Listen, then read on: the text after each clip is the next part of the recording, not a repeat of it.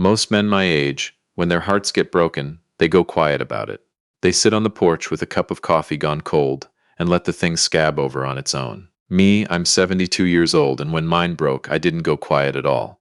I picked up the phone in my kitchen at 1 in the morning and started making the kind of calls that would end up costing my own son everything he thought was coming to him. But I'm getting ahead of myself. Let me back up.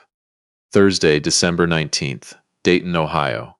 It was 11:23 at night, and I was half asleep in the same recliner my late wife used to nag me about, with the heat clanking through the old radiators and some channel running a marathon of cooking competitions I wasn't even watching. December in Ohio is dark by 5 and bitter by 7, and at my age you stop pretending you're going to make it to midnight. So when my phone went off on the side table buzzing across the wood, I came up out of that chair like somebody had poured ice down my collar. The screen said Edith. Now, you have to understand something about Edith Pruitt. She is 79 years old. She lives 2 doors down from my son's place over on Linden Court, and that woman is in bed by 8:30 every night of her life, with a romance paperback and a cup of decaf. In the 4 years I'd known her, she had never once called me after dark. So when her name lit up that screen at 11:30 on a Thursday in December, the hair on my arm stood straight up before I even hit the green button. Edith, Hank. Her voice was low and careful, the way folks talk in the hallway outside an emergency room. I'm so sorry to bother you this late. I went back and forth on it, I surely did, but I didn't know who else to call. I sat all the way up. What is it? What's wrong? She let out this long, shaky breath. It's Eli, Hank. I've been hearing him through the wall the last couple nights. Crying. Real soft, like he didn't want anybody to know. I knocked this afternoon and he opened the door himself. 9 years old, opening that big door by himself in his stocking feet. It was 4 o'clock and he had a bowl of dry cereal and the television going, and there wasn't another soul in that house. I asked him where his mom and dad were. I already had my feet on the floor. He said they went on a trip. Said they left Tuesday morning with Brooke. Said there was supposed to be a lady coming to watch him, but she only came the first day, and then she just stopped showing up. Edith's voice cracked. Hank, I asked him if any grown-up had checked on him since, and he looked at me and said a man at the gas station 2 blocks over let him use the bathroom yesterday. That's the only adult he'd talked to. And then he asked me, first thing out of his mouth, he asked me if his grandpa knew. The whole room went still. I could hear my own heart in my ears. I'm coming, I said. I'm coming right now. I called the boy before I even had my boots on. The phone rang exactly once. One ring, like he'd been sitting next to it in the dark, waiting for somebody, anybody, to remember he existed. Grandpa? Lord, that voice. 9 years old, and already sounding like a kid who'd learned a long time ago not to expect anybody to come. Hey, buddy, it's me. You okay? I think so. I'm okay, I think. 9 years old and already softening it, already managing my feelings so I wouldn't feel bad. That just about took my knees out from under me. Ellie, listen to me. Is the front door locked? Yes, sir. Good man. Have you eaten today? I had cereal this morning. And there's a granola bar I've been saving. A pause. I didn't know how long I had to make stuff last, so I'd been kind of saving it. A 9-year-old boy rationing a granola bar because nobody told him when the food was coming back. I had to set my hand flat on the kitchen counter for a second. Pack your bag, son. Grab your dog and a couple shirts. Grandpa's going to be there in 10 minutes, and you are not spending one more night in that house alone. Quiet on the line. Then so small I almost missed it. Grandpa, did I do something wrong? 'Cause Brooke got to go, and I asked if I could come too, and Mom said the trip was real expensive, and there wasn't enough for everybody, and my birthday was last week and they got me socks, so I thought maybe I'd been bad, but I can't figure out what I did. I stopped moving. I stood there in my kitchen in the dark with one boot on, and something cold and permanent settled into my chest. You didn't do one single thing wrong, I told him. Not one. You hear me? Now get your dog and unlock that door. Grandpa's coming. Edith was on the porch when my headlights swung onto Linden Court, sitting on the cold concrete steps as in her housecoat, with a wool blanket around her shoulders. Ely was tucked in next to her, a little backpack at his feet, and that ratty stuffed dog he calls Banjo wedged under his arm. When my truck lights hit him, he stood up, and then he ran. He didn't say a word. He just hit me at full speed and grabbed hold and held on like I was the last solid thing in the world. I picked him up, all 60 pounds of him, and held him right there in my son's driveway, and over his shoulder I looked at Edith, who had her fingers pressed to her mouth, trying her best to keep it together. I called Dean's cell twice, as she whispered. Yesterday and the day before. Straight to voicemail both times. Course it did, I said. I buckled Eli into the truck myself, tucked Edith's blanket around his legs because she pressed it on me and wouldn't take no. Before I shut the door, she put her hand on my arm. I know a lawyer, she said. Family law. My niece used her in a custody mess a few years back. Her name's Diane Kessler. She's got an office downtown on Ludlow. Edith, that woman is a pit bull in a blazer. Send me her number. She already had her phone out. Eli was asleep before we hit the end of the block. I drove home through the empty December streets with the heater running and the radio off, just the sound of the tires on the salt-crusted road and that boy's slow breathing behind me. At the red light on Far Hills, I told myself not to do it, and then I did it anyway. I opened my son's wife's Facebook on my phone. There it was, posted at 9:41 that very evening. Dean, Lindsay, Brooke, all three of them grinning in matching knit sweaters in front of a stone fireplace the size of a garage door, a Christmas tree behind them, snow out the window of some rented chalet. The caption said, "Family ski trip, finally got the timing right. So blessed with my two greatest gifts." My two greatest gifts, two, not three. Two, the light turned green. I didn't move, somebody behind me tapped their horn. I sat there and read it again. My two greatest gifts. The car behind me leaned on it longer the second time, good and annoyed. Yeah, I thought, me too, buddy. I got Eli home and into the spare room, the one I keep made up for him with the dinosaur sheets, set a glass of water on the nightstand and tucked Banjo in next to him, and sat on the edge of that bed until his breathing went deep and even. Then I went to the kitchen table, opened my laptop, made a pot of coffee I had no business drinking at that hour, and I started writing it all down. Every date, every word that boy had said to me, exactly the way he said it. Edith's account, the Facebook post and the timestamp on it, the two unreturned voicemails, the man at the gas station, the granola bar. This wasn't me being mad. Mad was going to come later, and it was going to come hard. This was me building something. This was a record. At 1:52 in the morning, Edith texted me the contact card. Diane Kessler, Kessler and Vaughn, Family Law, Ludlow Street. I saved, then I opened a new window and I started looking at flights. Because here is the thing about being an old HVAC man from Dayton, Ohio, who just pulled his 9-year-old grandson out of an empty house where the boy had been hiding granola bars from himself for 3 days. You don't fall apart. You get to work. If you've been with this channel a while, do me one favor before this goes any further. Hit that subscribe button. A lot of folks ride along and never tap it, and I get it, but it's free and it tells these stories to keep coming. Hit it and tell me in the comments where you're watching from. Now let me get back to it. By 3 in the morning, I had 2 round-trip tickets to San Diego booked for the 21st, and a room reserved at a place right on the water in Coronado, the kind of place I would never in 100 years book for myself. And I'd sent an email to Diane Kessler's office that read about as plain as I could make it. My name is Hank Calloway. My 9-year-old grandson was left home alone for 3 days, while his parents took my son's wife and their daughter on a ski vacation. The babysitter they arranged quit on day 1. I have the boy now. I need to know every legal door that's open to me, and I want the strongest one.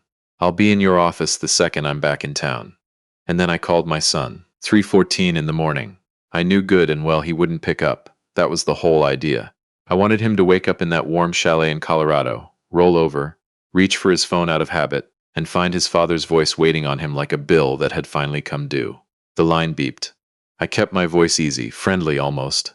Hey son, just wanted you to know I've got Eli. He's safe. We're gonna take a little trip of our own, him and me. Hope that snows everything you were hoping for. We'll talk when you're back. I hung up. I walked down the hall and checked on the boy one more time. He had Banjo crammed up under his chin and his face had finally come unknotted.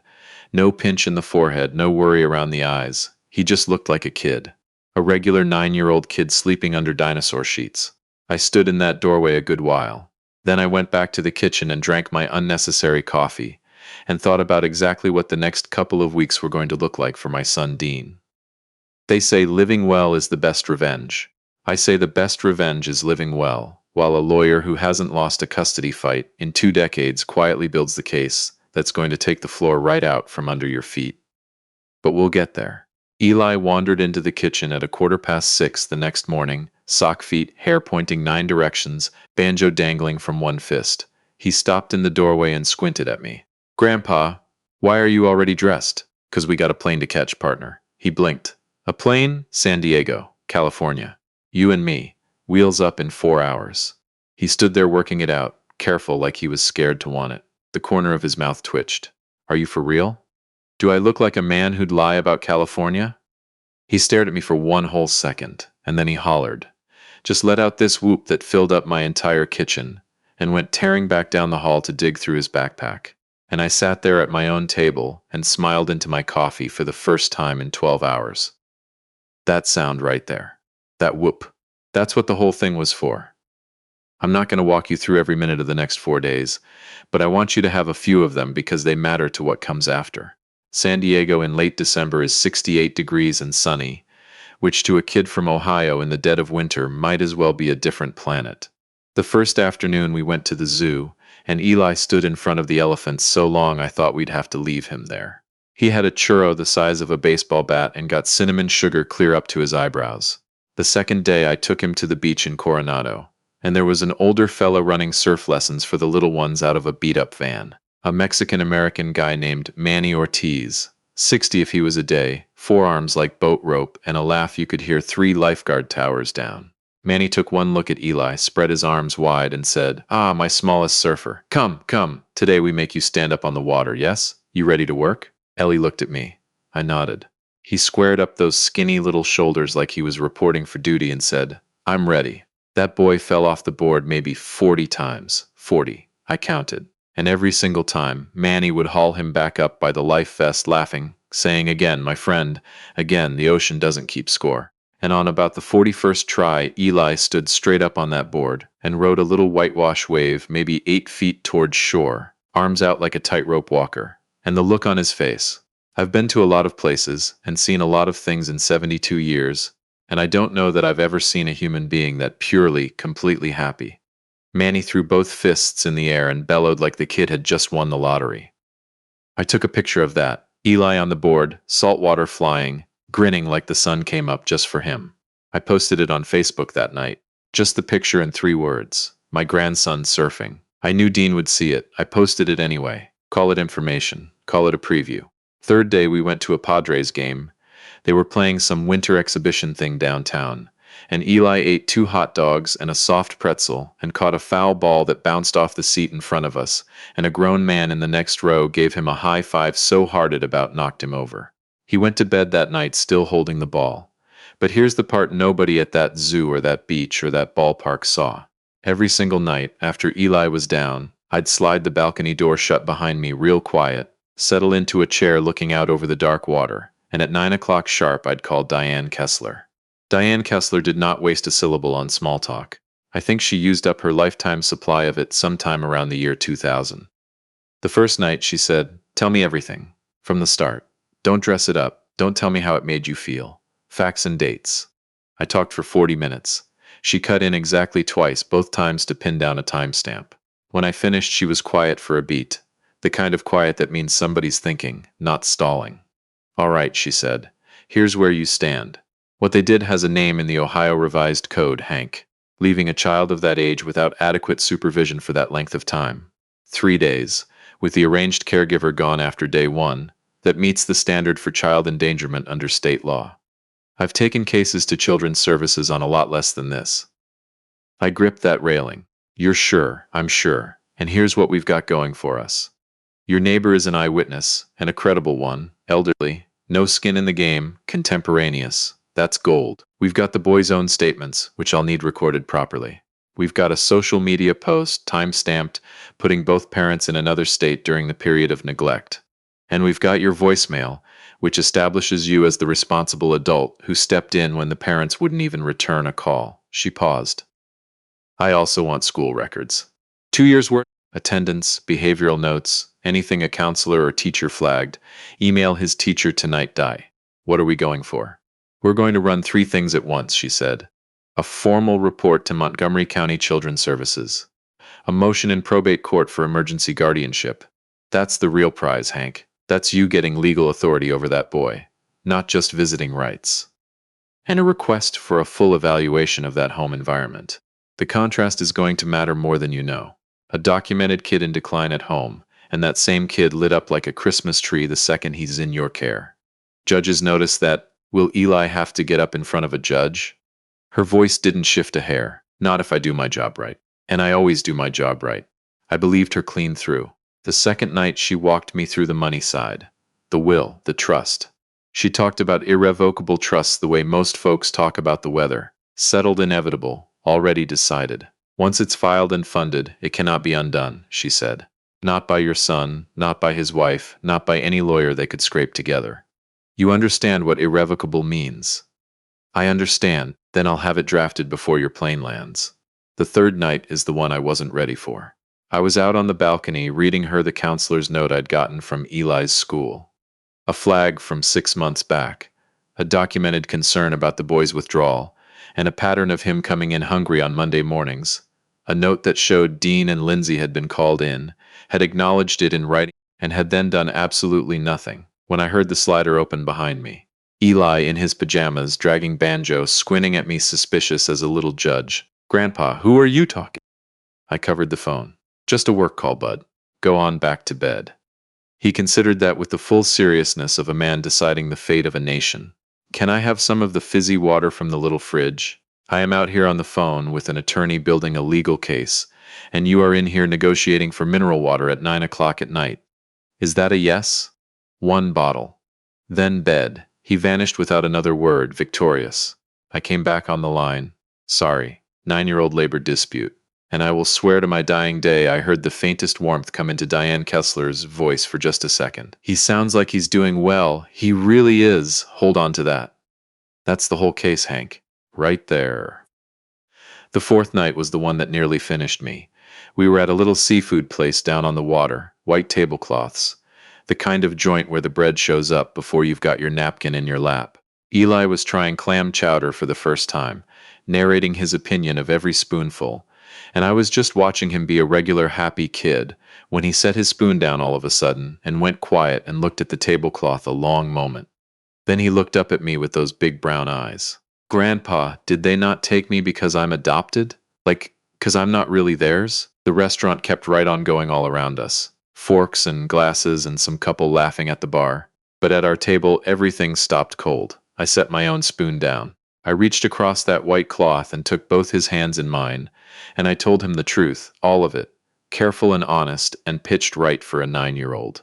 I told him that being adopted means you were wanted so bad that somebody went out and chose you on purpose, that it's not some consolation prize, it's the whole entire thing.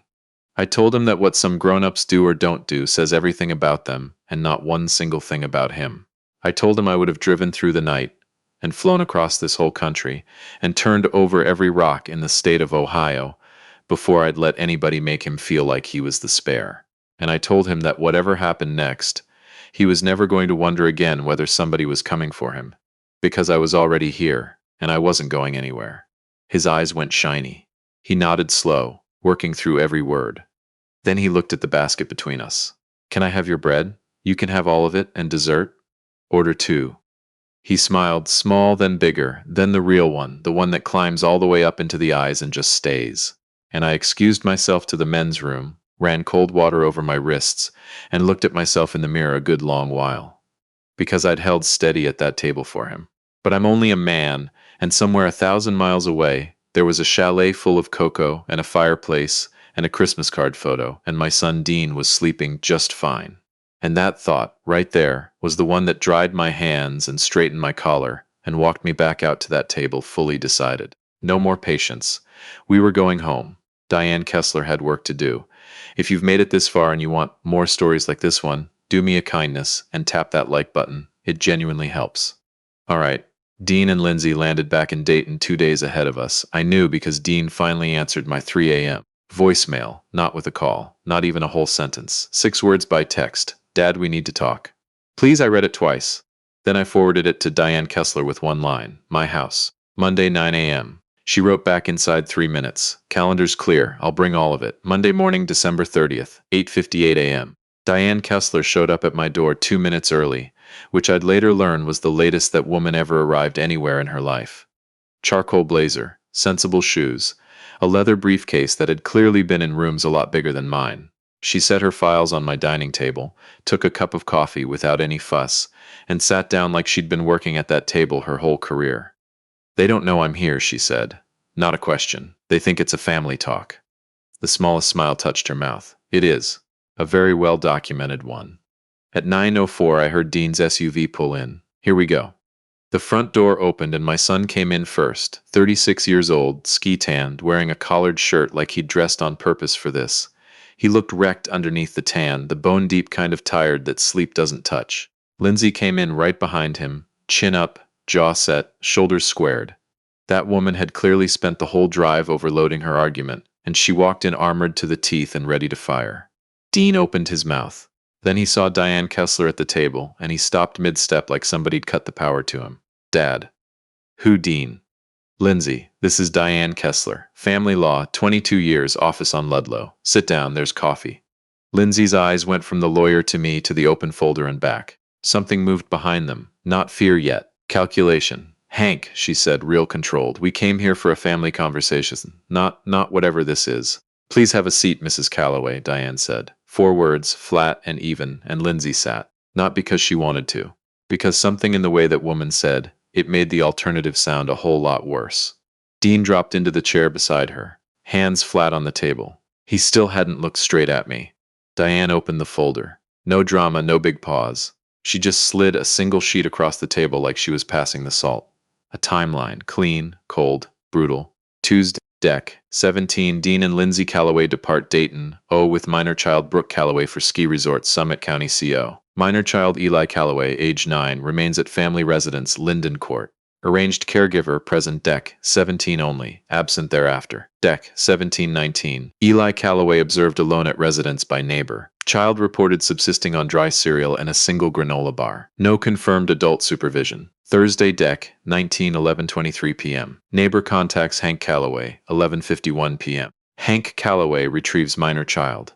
Dean read it. His face didn't move. Lindsay read it and her face moved plenty. This is, you can't just. We made arrangements. The sitter was supposed to, Mrs. Calloway. Diane's voice stayed perfectly pleasant and perfectly immovable.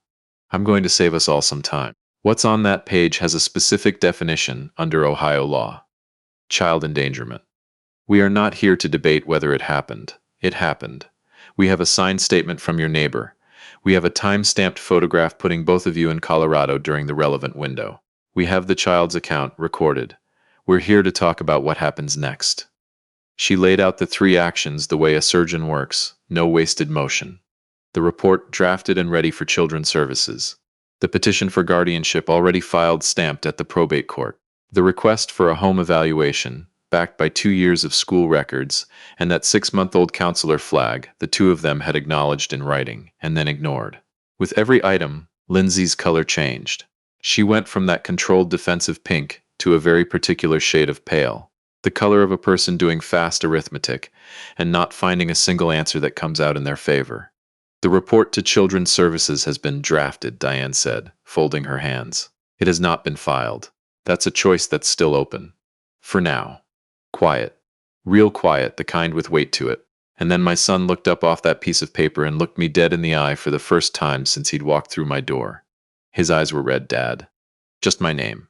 Carrying everything he hadn't said. I gave him nothing. I let him carry it. I knew it was wrong, he said, and his voice came out rough. I knew it the whole time. Lindsay said it was just one trip, that we'd make it up to him after. And I told myself that was true because it was easier than...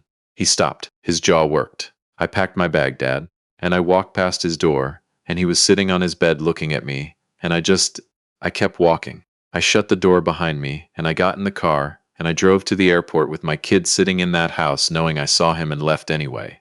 His voice broke clean in half on the last word. Lindsay turned and looked at him sharp, but he didn't look back at her. He kept his eyes on me, red and exhausted and out of defenses. I looked at my son a long moment.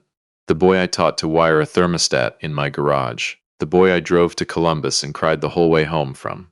The man across my table who packed a suitcase and walked past his own child. I wanted to be furious, but underneath the fury was something older and worse. Grief, for the father I thought I'd raised. I let myself feel it for about 3 seconds. Then I opened my own folder and slid it across. Dean picked it up, read the first page slow, set it down with both hands like it might break. Lindsay snatched it, read it faster, set it down harder. My will, revised and notarized by Diane's firm the week before, while Eli was eating churros and falling off a surfboard in California. The house. My retirement accounts. The 8 acres my own father left me out past Germantown, that's been Callaway land going on 50 years. All of it now sitting in an irrevocable trust set up for one person and one person only, Eli Callaway. Released to him at 25, managed by an independent trustee, overseen by Kessler and Vaughn. Plus a 529 college plan in his name, already opened, already funded, earning interest while we sat there. Irrevocable. Done. Sealed. No lawyer they could ever hire was going to lay a finger on it. Lindsay stared at that page. Then she looked up at me, and for the first time all morning the armor was just gone, and what was underneath it wasn't anger. It was fear. The genuine kind that shows up when somebody who got underestimated turns out to have already moved every piece on the board while you weren't paying attention. Hank, you decided who counted, I said. I didn't raise my voice. I said it the way you say a thing that's already decided. So did I. Nobody spoke. Diane laid out the terms. Guardianship of Eli transfers to me, primary and legal, effective immediately. And that one was not up for discussion. Eli starts weekly sessions with a child therapist inside 30 days, paid out of the trust. Dean and Lindsay complete family counseling, documented. The boy's contact with that house happens on my terms and his comfort, not theirs. And the report to Children's Services sits sealed in Diane's files for 1 full year. Any violation, one missed session, one incident, anything, and it gets filed that same day. No phone call first, no second chance. She clicked the briefcase shut. These are not suggestions, she said pleasantly. They're terms. Lindsay looked at Dean. A whole silent conversation passed between them in about 4 seconds. Then she looked back down at the table and gave one tight little nod, like it cost her something she wasn't getting back. It did. They signed at 10:41. Dean stood to go, then stopped in my dining room doorway with his back to me, one hand on the frame. His voice caught. Is Eli okay? I let that question hang in the air a second, long enough for him to feel it. He's gonna be, I said, no thanks to you. But he's gonna be. He nodded at the doorframe, didn't turn around, and walked out. Lindsay followed without a word. The door clicked shut. Now I want to tell you the part the comments always ask about. Because people always want to know 2 things. Why those folks ever adopted that boy in the first place, and what happened to the other child. So here it is, best as I understand it. Dean and Lindsay adopted Eli 11 years back, when they'd been told they couldn't have kids of their own. 2 years after that, against every odd a doctor gave them, Lindsay got pregnant with Brooke. And somewhere in there, in a way I don't think either of them could have put into words at the time, Eli stopped being the answer to a prayer and started being the kid who came before the real one. Lindsay had built her whole picture of family around her own flesh and blood, and Eli was the part of the picture she never figured out how to fit in. I'm not a therapist. I'm not going to pretend I understand it all the way. But that's the shape of it. And Brooke, 12 years old, the bio kid, the one they took skiing. Brooke called me 3 days after all this from her mother's phone, crying so hard I could barely make out the words. Turned out she'd begged them not to leave Eli. She'd cried about it in the car the whole way to the airport, she told me, and they told her to drop it. She loves that boy. She's his sister and she knows it even if the grown-ups forgot. She comes over most Saturdays now. The 2 of them build forts in my living room out of every blanket I own, and I let them, because some things are worth more than a clean house. It's June now. Eli lives with me full-time, in the room with the dinosaur sheets, which we've since upgraded to sharks, because he's 9 and tastes evolve. He's got a therapist named Miss Carmen, who he says smells like the inside of a donut shop, which he means is the highest compliment a person can receive. He surfs every summer now. I take him back to Coronado, and Manny still hauls him up by the life vest and hollers again, my friend. He caught the school spelling bee championship in May, and I've got the ribbon on my refrigerator like it's a deed to a gold mine. Dean shows up now. Every counseling session, every school event, 3rd row, every single time. He doesn't make a show of it. He just comes and stays the whole way through. It isn't redemption, not yet, but I've lived long enough to know the difference between a man performing change and a man actually trying to climb out of the hole he dug. Dean's trying. I see it. They spent however many thousands of dollars to make that boy feel like he was the part of the family you could leave behind. I spent more than that, and I'd spend it 10 times over, to make sure he never spends one more night in his whole life wondering whether somebody's coming for him. Because somebody is. I am. And that's the end of the story. If this one got to you, do me that one last favor. Hit the like, tap subscribe, and tell me down in the comments about the grandpa or grandma in your own life who showed up when it counted. I read every one of them. Thank you for riding along with me. I'll see you on the next one.